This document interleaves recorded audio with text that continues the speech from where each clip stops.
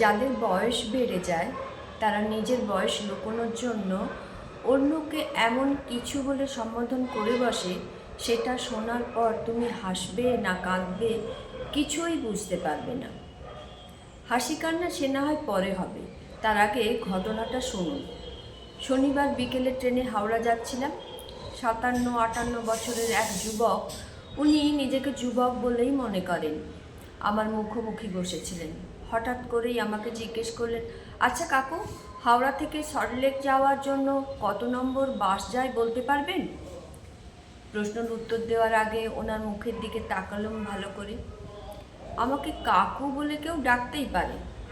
যখন দেখি আমার থেকে 18-20 বছর বয়স বেশি আধবুড়ো লোকটা আমাকে কাকু বলে ডাকছে, তখন আমার সত্যিই হাসি পায়।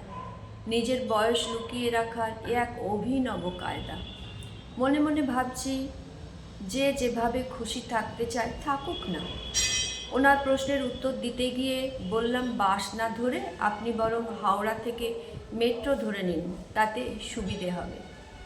ঠিক আছে, তাই ধরবো। আমার বন্ধুও সেটাই বলেছে। কিছুক্ষণ পর আবার জিজ্ঞেস করলো, আপনি যাবেন কোথায় কাকু? এবার কাকু বলে ডাকতে আমার আর অতটা অস্বস্তি হয়নি। আমি ধরেই নিয়েছি কাকুটা একটা সম্বোধন মাত্র। বললাম, আমি হাওড়া যাব। তারপর এটা সেটা নিয়ে আমার সাথে গল্প জুড়লেন। কিছুক্ষণ পর আমার অপর দিকে সিট থেকে 3 জন উঠে দাঁড়ালো নামবে বলে। সামনেই দাঁড়িয়েছিল একটি কম বয়সী বিবাহিত মেয়ে। মেয়েটির বয়স বড় জোর 23 কি 24 হবে। নিজেকে যুবক ভাবা এই আধবুড়ো লোকটা মেয়েটিকে বলল, বৌদি, ওদিকে সিট খালি হয়েছে, বসে পড়ুন। মেয়েটি ওই বুড়ো যুবকের মুখের দিকে এক ঝলক তাকিয়ে নিয়ে সিটে গিয়ে বসল। বয়স্ক যুবক তখন বলে উঠল, সিট না পেলে বেশিক্ষণ দাঁড়িয়ে থাকা যায়? আশেপাশে যারা ছিল তাদের সকলের চোখ কান তখন এই আধবুড়োর দিকে।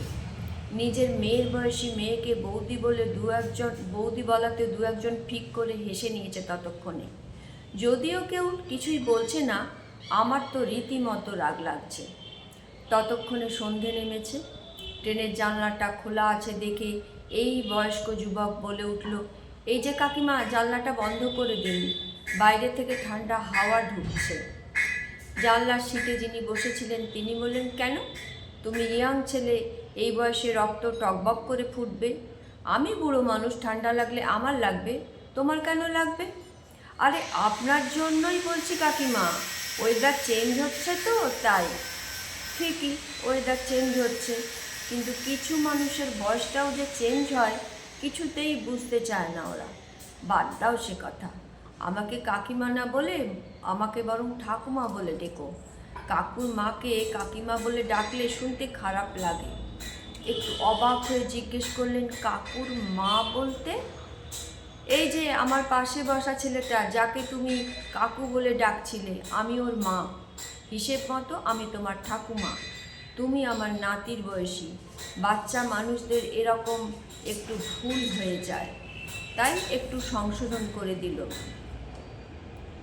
পড়লাম সরজিৎ ঘোষের লেখা। সুন্দর মজার লেখাটা আমার খুব ভালো লেগেছে, তাই সবাইকে শোনাতে ইচ্ছে করলো। সবাইকে অনেক অনেক ধন্যবাদ, ভালোবাসা, নমস্কার। সবাই খুব ভালো থাকবেন, সুস্থ থাকবেন, আনন্দে থাকবেন।